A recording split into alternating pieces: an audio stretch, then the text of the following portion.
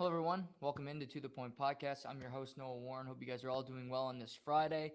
It's another Big Money Friday, which, as you all know, Matt Wright will be joining me in a little bit, where we'll dive into the NFL weekend, best bets, pick of the weekend, like the lock pick, something Ryder and I have been talking about this week. So we're going to do a pick, each of us.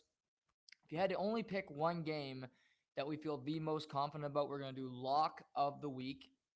We're also going to touch on some college football as we normally do. And Ryder wants to talk about some NHL player props. So we're going to dive into that as well, which the NHL season is 2 weeks away.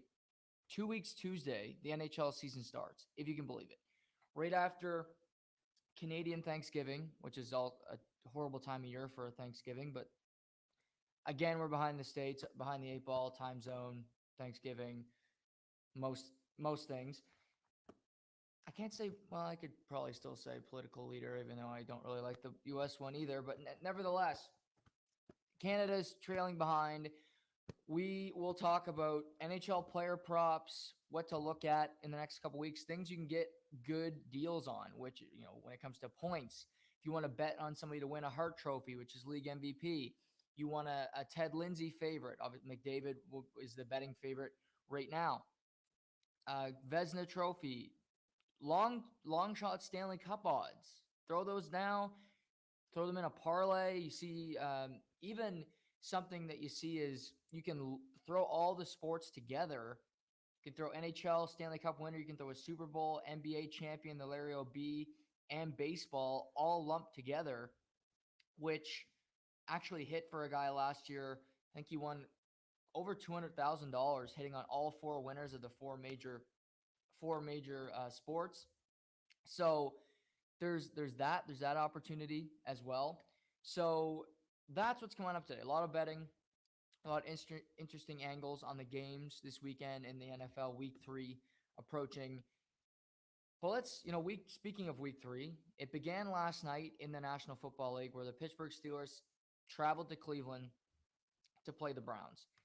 And this was the second week of the new Amazon Thursday Night Football, which I'm enjoying. I'm seeing Kirk Herbstreit's taking a lot of heat online. I don't really know why. I think he's extremely good at what he does. Al Michaels, I have one complaint with Al Michaels last night, and I'll get to that in a second. But I think the booth is good. Al's an all-time great. I think Herbie's extremely good. People complaining about him, I really don't get it. I think he's knowledgeable. I think he's good. But the game itself last night was, it's such a whirlwind of emotion. It's not even emotion. It's a whirlwind of consciousness for me where I'm watching the game last night and I hate the Cleveland Browns, as you all know. I've talked about it ad nauseum. I've discussed my disdain for Deshaun Watson, the whole family in Cleveland, the ownership group that is terrible, one of the worst, right behind Dan Snyder, and just the scumbag organization that they are. And yet I'm watching the game last night, and I see Jacoby Brissett. And I see Jacoby Brissett score a touchdown. I see him throw a couple. He's having a great game, 21 to 31, 220, 2 touchdowns. Didn't turn the ball over. He rushes for a couple first downs, and I'm watching the game, and I'm rooting for Jacoby Brissett. And I don't root for any team to win, but I do root for people. I look at Jacoby Brissett, who was in New England, then in Indianapolis, then in Miami. He's bounced around. He's had levels of success everywhere, but he came to Cleveland with no expectations, and nobody expected much of Jacoby Brissett. To me, he's been very good through the first 3 games. You're not asking Jacoby Brissett to be Patrick Mahomes or Josh Allen, but he's ran that offense effectively. He's looked like a great pocket passing quarterback. But you see him on that scramble on the 3rd and 1. He gets about 5 yards on the carry down near the goal line. He gets up and is so fired up. He is invigorating this team, and I credit him because he's making that sack of shit franchise likable, which is hard to do right now. I want him to succeed. I want him to have success, but then I know in the back of my mind that there's this other quarterback who's going to be playing in about 7 weeks who's a complete sack of shit. Deshaun Watson, he's a garbage human being. He shouldn't have gotten the contract he is. And it doesn't matter how good Jacoby Brissett is going to play because sooner or later, Deshaun Watson is going to be playing. So there's this dichotomy of what a great story for Jacoby Brissett. What a moment for him. And then you see, and they don't funny on the broadcast. They don't show Deshaun Watson. They don't show him at practices. You never hear about him, which is the media hiding the fact that this guy's still in a league and he's going to be playing eventually. But he is giving the Browns life. He's giving them hope. He's giving them a better feel. Their fans don't do that because their fans are bad people. No offense. I know a couple Cleveland Browns fans, but you jumped into. Their fans suck. Their ownership sucks. Their quarterback that's going to be playing sucks. There's nothing appealing about Cleveland. It's cold. Lake Erie, great. Good lake. There's some better ones, I guess. I don't know. Great Lakes. I know Donald Trump loves the Great Lakes. That's all I know about the Great Lakes. I should know more. Didn't really study that much. So, Cleveland. And yet, Jacoby Brissett, Nick Chubb, how do you not like him? He's a beast. He's one of the best running backs in the NFL, if not the best now.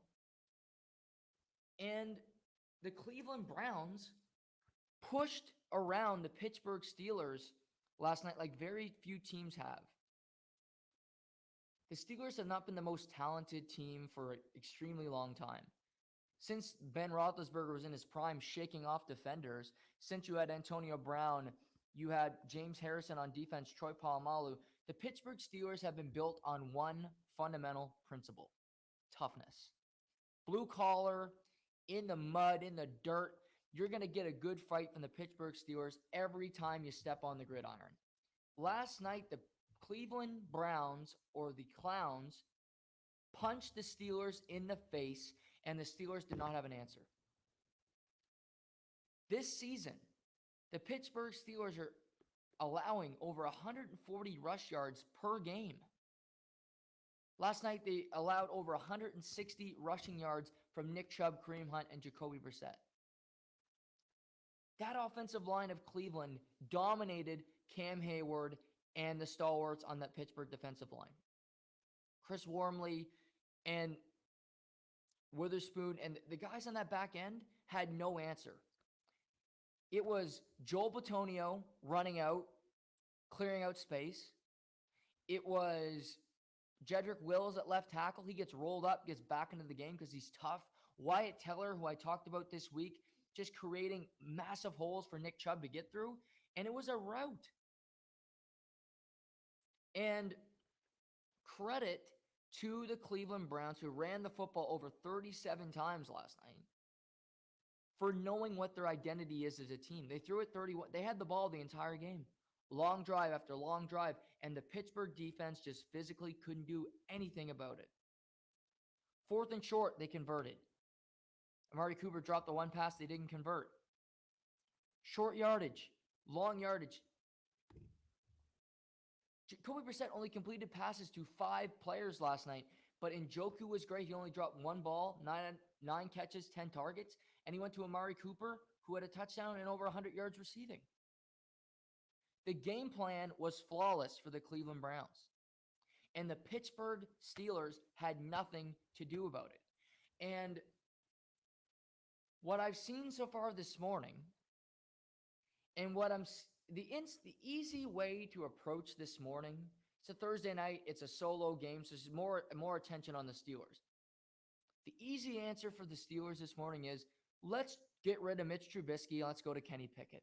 That's easy. Who didn't see that coming from any media member? That's an easy take. Just throw that one up. They don't even got to research the game last night. Drafts. Let's see who won the game. Oh, Pittsburgh lost. Trubisky only threw for 206. Okay, Kenny Pickett starts week 4. Great. That took a lot of smarts. That took a whole lot of studying. Wow, I'm really impressed with that take. No. Watch the game. Last night, did they lose because of Mitch Trubisky? No, and I'll tell you why. The first 2 weeks of the season, The Pittsburgh offense did not take chances. They didn't. And that includes Trubisky as the quarterback. He didn't take shots down the field. He checked down. He threw to tailbacks far too often, or he put himself in situations where it was third and long and he'd have to throw the football. That's not his strength. How about last night? On third down, this is their second drive of the third quarter. About 2:10 left in the third quarter. This is just after the Cleveland Browns had scored a touchdown to go up 11. So it's still very much a game. Mitch Trubisky, down the sideline, throws a beautiful pass to Deontay Johnson, right in the breadbasket. He dropped it. That would have gone for a tub. If not, it's a big play down the field. It's a splash play. If Tom Brady did it, it'd be on fucking Sports Center. It's a big play down the field. Deontay Johnson has dropped the most footballs in the NFL the past 3 years. The most. Anyone. Look it up. And he drops it right in the lap, on the ground. They have to punt. Next drive. Very next drive. Another third down. Going down the field to Chase Claypool. Another good throw. Good. Denzel Ward's having a tough season so far in coverage. How about Claypool? Slips on his break, then he catches the ball, drops it again. 2 drops on deep passes down the field where Pittsburgh was still in the bleeping game. How about the fact that Cleveland had the ball for almost 18 minutes more than the Pittsburgh Steelers? Defense, you can play too. Get a stop. Trubisky played well in the first half. They led by a point. How about the fact that to start the third quarter, they had the ball. They had a 4-minute drive. Penalties cost them. Not Trubisky. Offensive lineman. Then they took a personal foul where Anthony Walker had to lead the game. They lost 10 yards on that play. It's easy to say, oh, Mitch Trubisky is the issue in Pittsburgh. Is he a perfect quarterback? No. But to think this team is going to get so much better with Kenny Pickett over the next couple weeks is just not true. They have the Jets next week. They should beat the Jets. After that, they have a murderer's row of a schedule. They got Miami in there. They have the Eagles. They have Tampa Bay. They lose all those games with Kenny Pickett. They lose all those games with Kenny Pickett. This offense is. I mentioned the drop to Deontay Johnson. Chase Claypool is one of the most frustrating receivers. He's from Canada, but he's a dumb receiver. He cares more about what the celebration he does after he catches a 5-yard ball than getting a first down. He's a selfish player. There's selfless guys in that offense. Najee Harris. I like Jalen Warren, the rookie tailback. He looks good. But that is the thing. Oh, God, Kenny Pickett would change this offense. This team would go 10-7 with Kenny Pickett. I don't buy that. You're still going to have the drops. Your offensive line is still not very good. They actually played pretty good last night, but it's not, as a whole, it's not. And your defense can't stop a damn sieve when teams are running the football. Nick Chubb tore them a new ass last night. Joel Bitonio running around the opposite side, getting weak side blocks. He took them out time after time after time. They were in the same rushing play on 3 straight drives, and they didn't know what to do about it. Cleveland just said, we're going to keep doing this because your defensive line sucks. We're stronger than you. We have more will. And you have nothing you can do about it. Yet, no, it's Mitch Trubisky's fault. My God. Kenny Pickett was taken 20th overall. He's not fucking Patrick Mahomes. He doesn't have that hype. He was a quarterback at Pitt. He was really good in his senior season. Great. 4-year college quarterback? Okay. Is he Herbert? Is he Mahomes? Is he going to be Josh Allen? Josh Allen stunk in his rookie season. He took time. All I know is I look at that schedule. Kenny Pickett's they're not going to play well. against those teams. They're losing those games with Trubisky or with Pickett.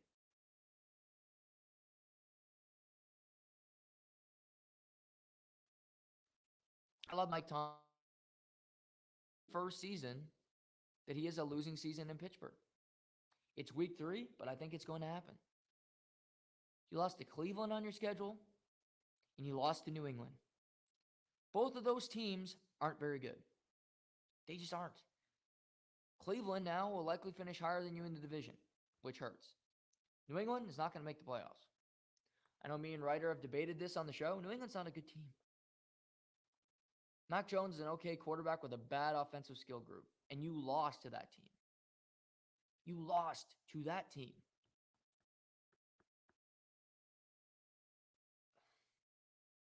But just to have the take, it's Mitch Trubisky's fault. It's lazy.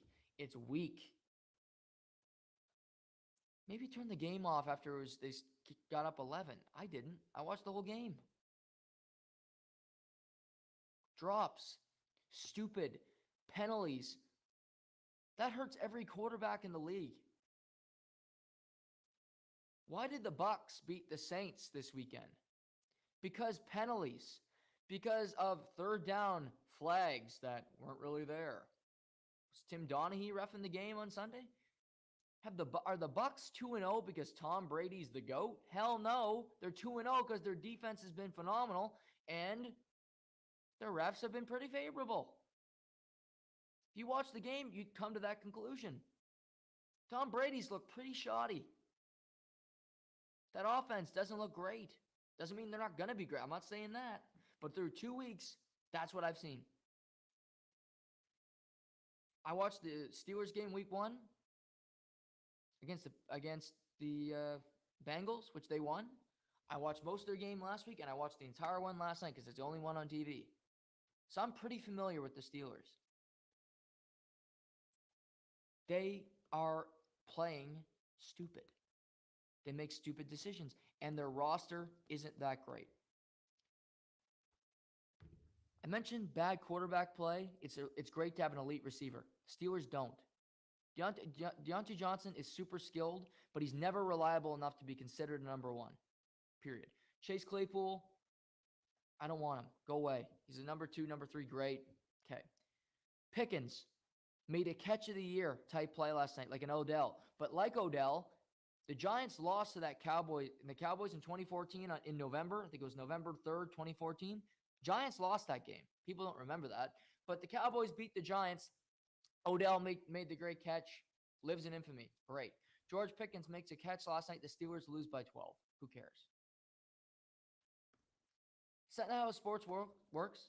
You can make a great catch. You can score a nice goal. If your team loses the game, let me put it to you this way.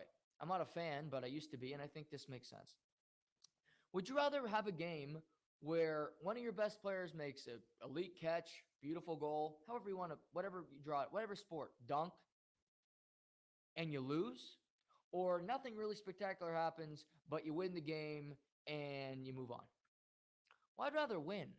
The Patriots won for 20 years. I don't remember one thing that they did. They were boring as hell. Belichick said we're on to Cincinnati. Tom Brady made little simple throws, but they won football games. That's not the criteria here. The Steelers don't have an elite receiver. Another thing to build competent teams. I did my hierarchy. You need a great offensive line. They don't have one. They don't. They don't have one really great tackle on the whole team. Their guards aren't that great. It's a shit offensive line. Another key part of building a team. And they can't help this, but pass rush, they got 1 sack last night on Jacoby Brissett. 1. He wasn't pressured that much either. They did a great job, that offensive line in Cleveland, because it's damn good. I'll give Cleveland this credit. They look at their team. They say, okay, we know we're not going to have DW for a number of weeks. We got Jacoby Brissett, who isn't an elite quarterback, who is backup material.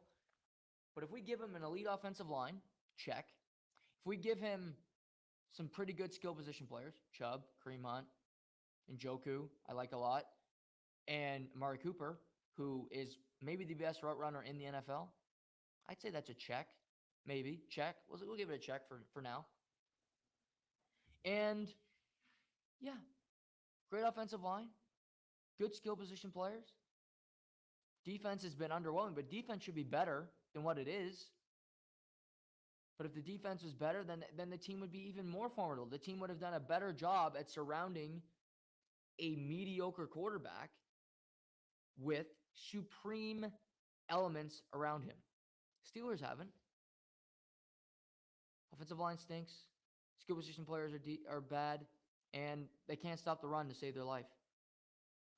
They must have had 10 missed tackles last night. Minkah Fitzpatrick, who's great in coverage, trying to bring down Nick Chubb was laughable last night. Couldn't do a damn thing. Couldn't do a damn thing last night. It's going to be tough for the Steelers this year. Steelers have been competitive for a long time. Eventually that ends. Eventually the winning ways, staying competitive, staying relevant, that comes to a crashing halt for most teams. Seems like it's that time for the Pittsburgh Steelers because they just don't have a skilled team. They don't have a physical team. They don't have a tough team. And there's just better teams around. Baltimore's better than them in their division. They beat Cincinnati, but Cincinnati is a better team. And Cleveland just beat them without their number one quarterback. I feel for Mike Tomlin. This team's going through a change. They might switch to Kenny Pickett. Mike Tomlin might. He might think it's the best decision for the team. But I know one thing about Mike Tomlin. He's not going to be pressured by media to make a decision. I don't think he looks at the game last night and says, oh, if Kenny Pickett was playing, we would have won, because they wouldn't have. Deontay Johnson going to catch Kenny Pickett's ball? Chase Claypool going to make a play? Anybody else going to step up? Is that run defense going to improve because Kenny Pickett gives them that much confidence? I don't think so.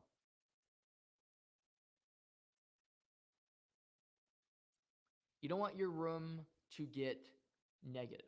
You don't want it to be a poor attitude in there, but you're 1-2 and you got the Jets. You could be 2-2. Like I said, then you got a really tough schedule, and that's where it gets difficult.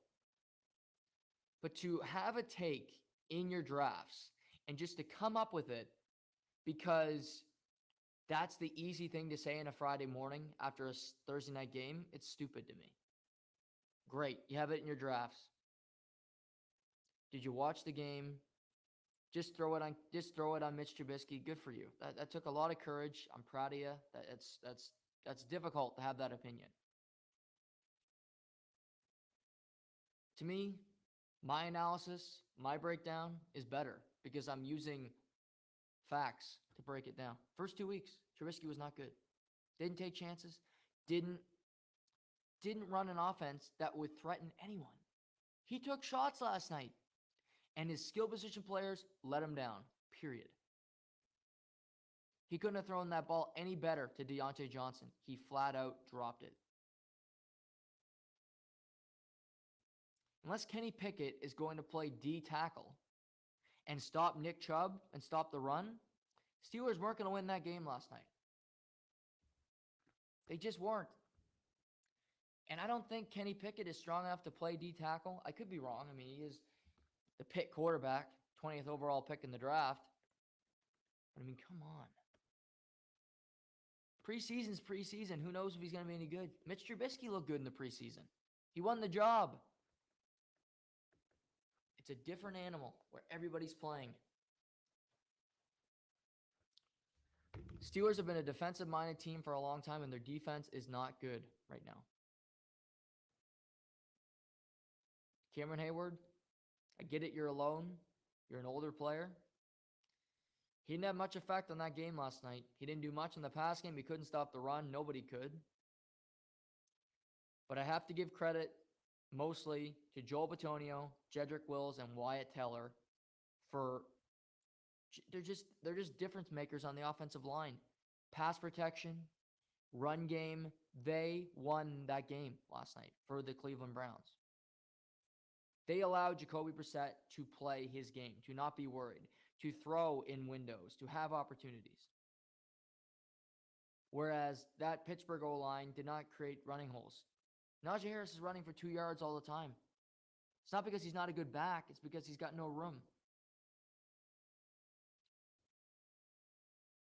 Browns improved to 2-1. They need to find ways to win games before the other guy returns. They could be a playoff team. They're a team I didn't have penciled in. They did miss the playoffs last year, so they could be a new playoff team from the year before. They absolutely could. Still have faith in my Jags, but maybe we see the way the Colts are playing. I'm not banking on them making the playoffs anymore. They look horrible. They're going to be 0-2-1 after this weekend.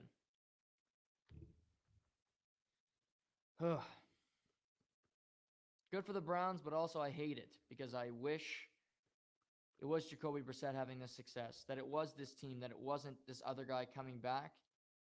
Because frankly, he doesn't deserve any of the respect. He doesn't deserve any of the praise. He doesn't deserve a team that plays hard just for him to come in and put in half a year's work. How would you feel if you're Jacoby Brissett? You know you could play the best ever. Doesn't matter because Deshaun Watson's going to be the starting quarterback at some point. You could have all the success with this team, and eventually they're going to take away your position. That's a tough way to look at it. See, our Friday guest is coming in here on Big Money Friday. As always, it is Matt Wright. Writer, good to see you as always. I started talking the show about how I think a lot of people in their drafts on take shows this morning, whether it be Good Morning Football or First Take, these state shows, had Mitch Trubisky's the problem. Let's change to Kenny Pickett in week 4 this morning. And I think if you watch the whole game, Mitch Trubisky's not the reason the Steelers lost. But what do you make of that? That general consensus that's the take this morning, that Trubisky is the big issue in Pittsburgh. I just think it's a crazy take. The first of all, you don't know what Pickett is. Like, he's never thrown a snap in the NFL, so it's not like you have a veteran quarterback who's shown something. He's a college quarterback. He's and Trubisky did fine last night. Like, he made a couple nice passes the guys dropped.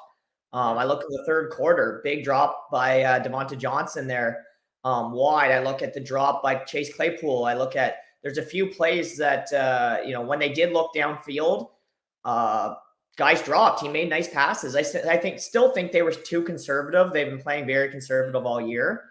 But in fairness, I like what Cleveland did. Cleveland controlled the play, especially the second half of the game. Pittsburgh was on the field for 3 minutes at all, like for the third, the fourth quarter. Like, it was Cleveland dominated the play calling and the tempo of the game. But in saying that, I still think you go back to Trubisky. Like, he hasn't done anything to say that he doesn't deserve to get another shot. No, he hasn't played amazing, but in fairness, the team hasn't played great around him. Right, and if Kenny Pickett's at quarterback last night, that doesn't stop how bad the interior of that defensive line is for the Steelers. The fact that Bitonio was just running people over the whole night and Nick Chubb was getting 5 yards before he met a guy, that doesn't change. Again, the guys still would have dropped the ball. And I think we're seeing for Pittsburgh, I thought they could maybe fight to be 500 this year. They got the Jets next week, but then they got a murderer's row of a schedule. I think they got Green Bay in there. They have Tampa, Philly, and Miami. The following 4 games. I wouldn't be shocked, whoever is playing quarterback, whether it's Big Ben coming out of retirement, if they go 0-4 in that stretch. Yeah, it's a tough stretch. And the other thing about Trubisky too, people are looking to hate on him after what happened in Chicago, right? Like, it's not like he had a great tenure as a Chicago Bear, right? So he's not going to get the benefit of the doubt as maybe a more seasoned quarterback is. But I still think you stick with Trubisky at least for this Jets game. I mean, if they lose to the Jets, then maybe it's a different conversation we're having on next Monday. But right now, I think you got to go back to Trubisky. What have you made of the Browns so far? I mean, the fact I talked about Brissett. He's working so hard and he knows he could play fantastic. He's eventually going to lose the job. But I give credit to the team for putting a great offensive line around him, some pretty good skill position players. And, I think you look compare it to Pittsburgh. This Cleveland team is far better set up to win with an average quarterback than the Pittsburgh Steelers are. Oh man, they've done. I like what Cleveland's doing. They're running the ball. They're using two running backs like they've been doing in the past with Hunt and with Chubb. Chubb, I mean, was a beast last night. Yeah. And Jacoby Brissett's makes some real nice passes. Like Yeah. he made a couple really nice throws. Amari Cooper's been a nice addition to that team. I like what they're doing. I think that I don't think they're going to be a playoff team still. But it's one of those things that Jacoby Brissett is earning himself a contract next year, whether it's with Cleveland, whether it's a starter somewhere else. And you never know. He may be the starter at the end of the year because we don't know what I'm blanking on his name here. Help me out here. My God. Watson. We don't know what Watson is. He hasn't played in 2 years. Like, it's not like he was an MVP last year. He hasn't played in 2 years. So it's nice knowing that you have Brissett on the back end. Yeah, I totally agree. I wish he was the starter the whole year because I don't want to see Deshaun at all, but unfortunately we're probably gonna have to. But yeah, it's so hard because I like the Brissett's story. You see him when he scrambled down in the red zone. To hockey, I don't like when I can't do that. My head has to be focused on coaching. It has to be all in with the team. Now that being said, when the 4:30 games hit, look out! I'll be all over the 4:30 games. So, Jug, I can't put my head in the 1 o'clock games because my focus will be on hockey. That being said, I think Maryland has been good. I think it's going to be a much closer game than 17 points. Let me phrase a question this way. It's different. If Clemson and Wake Forest were playing at 4:30 and Wake Forest is +7 home dog, would you be intrigued at the thought of taking Wake as a home dog? Great game. Great football game. I know you're going to be taking Wake Forest as a dog because you love underdogs. I think this is a great game. We're going to see if Clemson is good. We're going to actually see what Wake Forest is all about for the first time in probably 5-10 years. Yeah. Great game. If you're able to watch it, definitely watch this game. It's tough because Clemson just offensively, they still haven't shown enough that I love. Right. I still think I got to go Clemson. Yeah, I kind of feel the same. I kind of feel like they're gonna. I wish it was a bigger number. I wish it was I wish it was like 9.5 or 10. Then I'd probably look Wake Forest. But 7 in college football, 7 might as well be 2 in the NFL. Right. How about 4:30 game? Number 20 Florida at number 11 Tennessee. Tennessee -11-point favorite. Yeah, I have already on my ticket. Florida plus 10.5 is what I have the bet. Okay. Florida keeps games close. And they play up to their competition. And they do. They play up to their competition. They're a tough team to beat. They play down to their competition as well. It seems like every game with Florida is either a 2 or 3 point game. This is a big number for me. This one for me, it's going to be a great football game. I'm definitely going to be watching it. To me, I'm Florida plus 10.5. I mean, if you can get it at plus 11, absolutely. I'm right there with you. They beat Utah, and like you said, they lose to a team. They lose to Kentucky, and they didn't really play it. And since then, they've barely won their games. Like they've squeaked by. I think they're going to play Tennessee tough. Tennessee is a good team, but they went to overtime against Pitt. Mm-hmm. And I think they were a 7-point favorite in that. Yeah, they were. They were a 7-point favorite in that game, I believe. And they barely squeaked out a victory there. So I like that one. How about this little sneaky game? Oregon at Washington State. Washington State plus 6.5. They've been a dog all season, and they've been finding ways to win these games outright. Yeah, Washington State. Really cool thing about their flag that how it gets to every college game day. That I love that. I find that very neat. There's a really good story on it one morning on college football game day. I like Oregon. I think Oregon's got to win minus. I have them at -7. Actually, I wish I had them at -6.5.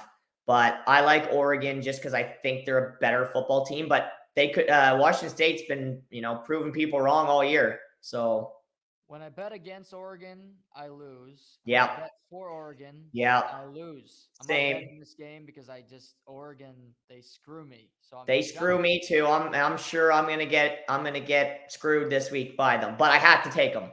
Yeah, no, I agree with you. This line made no sense to me, Ryder. Number 17, Baylor at Iowa State. Iowa State's a minus 2.5 point favorite. This makes no sense to me. Baylor, hammer them. Agreed. Agreed. Like I know Iowa State beat Iowa last week, but it's like, Wait, without okay, quarterback. they have no quarterback. Like it's an easy Baylor plus 2.5. Like you're getting points. Like what the hell? Yeah, Take Baylor to win. Don't even take 2.5 right. points. Take them to Yeah, win. I agree. Bump your money up a bit.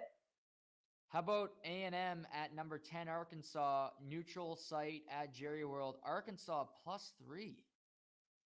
I don't even have Arkansas +3. I have Arkansas to win that Yes, football game. yes, me too.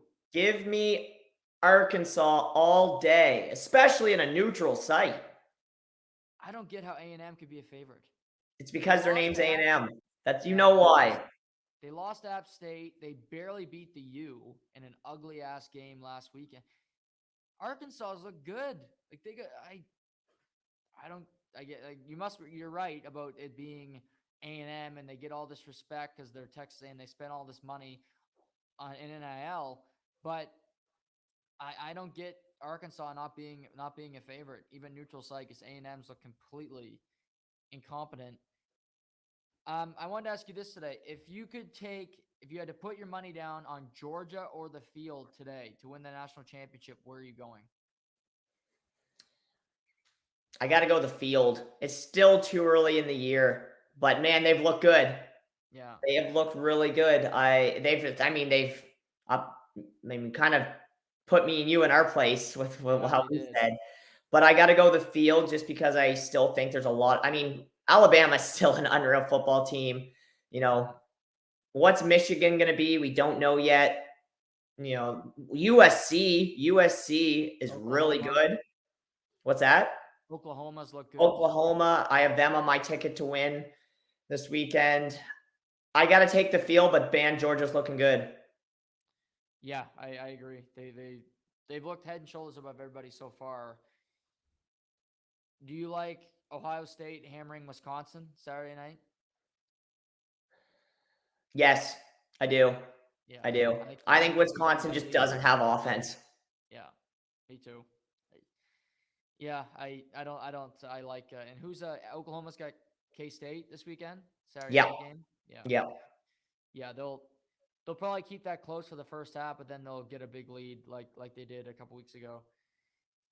Yeah, I'm intrigued for this weekend because we have a couple of ranked opponents playing each other. We got some interesting games, so I think it'll be a better week 4 in college football than it was in week 2. You also got Washington, Stanford late night, as you mentioned, USC, Oregon State late night, which is a good game. So I think some good action this weekend. Now you talked to me last Friday about this, and I thought we'd go through it with the NHL season starting up 2 weeks from Tuesday, if you can believe it, that the NHL starts, which is I still can't really process Mm. it that it's that close from starting.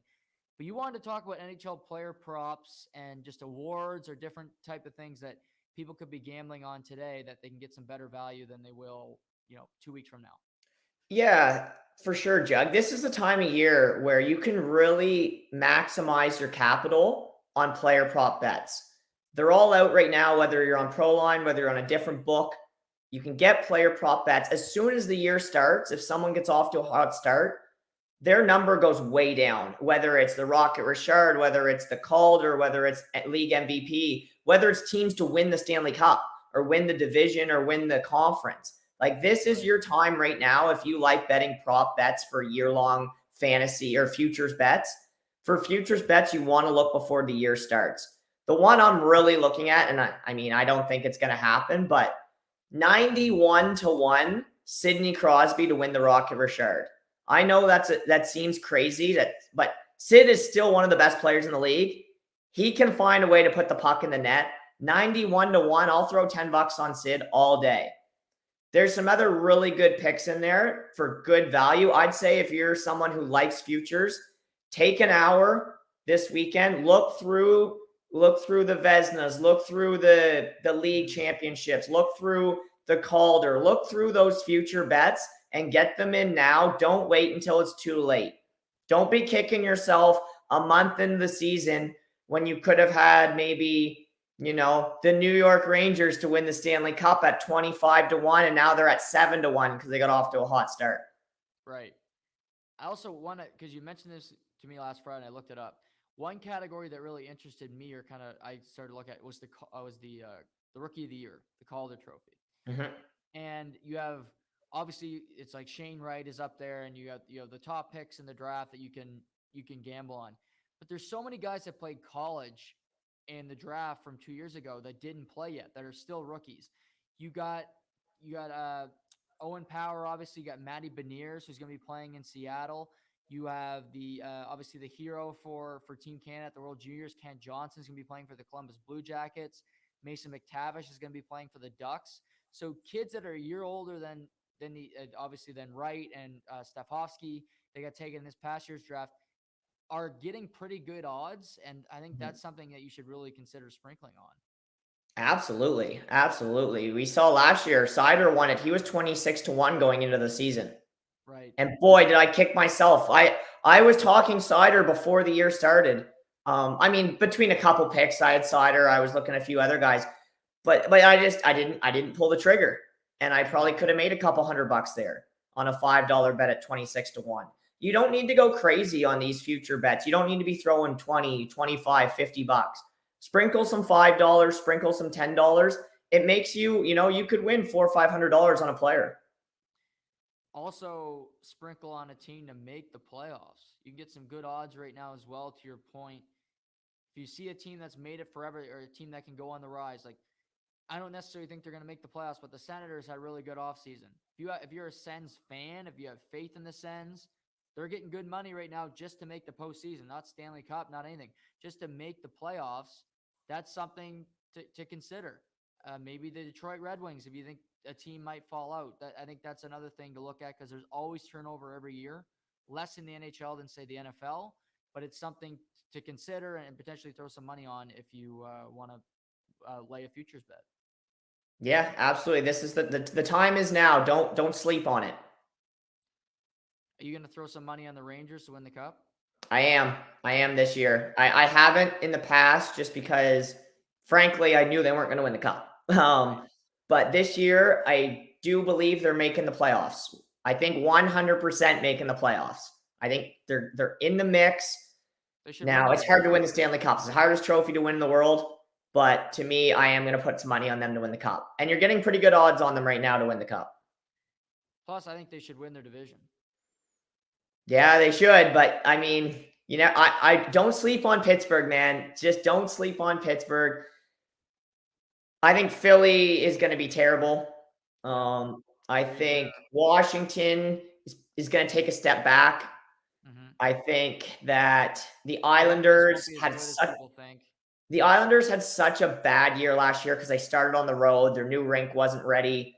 Don't sleep on the Islanders, but I still think the Rangers are a better team. Yep. I think Lafreniere is going to take another big step this year.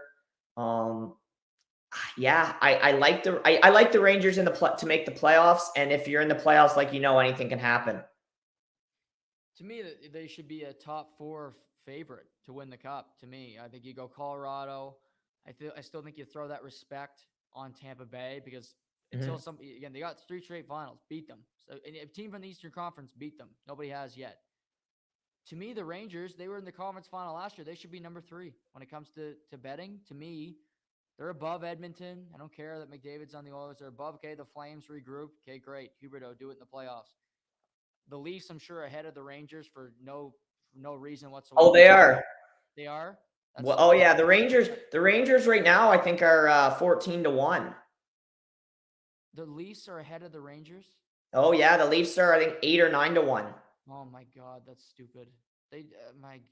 Well, it's easy money. That's Vegas easy money right there. Vegas, Leaf fans, false hope. That's just a pit of money. People just throwing their money away. Might as well just throw it in a sack and burn it. But wow, I can't believe I thought the Rangers would be number 3. Least are No, the they're Leafs like higher 5 or than 6. are the Leafs higher than Tampa? No, Thank God. but it's close. Yeah. um. Wow. Now that's yeah. That is surprise. Yeah. Well, it's great for you. You're betting on the Rangers. You got a team ahead of them, so your odds improve. You make more money. Yeah, I'm not mad about it. Wow. That's so staggering. But why am I surprised? It just logic just flies out the window when it comes to fandom, and maybe that's why I'm not a fan of anybody but Marshall. But Ryder, Oh. Ryder, Wow, way to kick a guy on his way out the door, eh? it was 2 weeks ago. You got to win. You beat Cal. What a great team. You beat them last week. Are you looking World Juniors potentially, Jug? You gonna go to some games? I'm waiting. Yeah, I've heard back that I can get some seats to the Moncton games, and I'd love to get some tickets to Halifax. And but if I can get them, I'm going.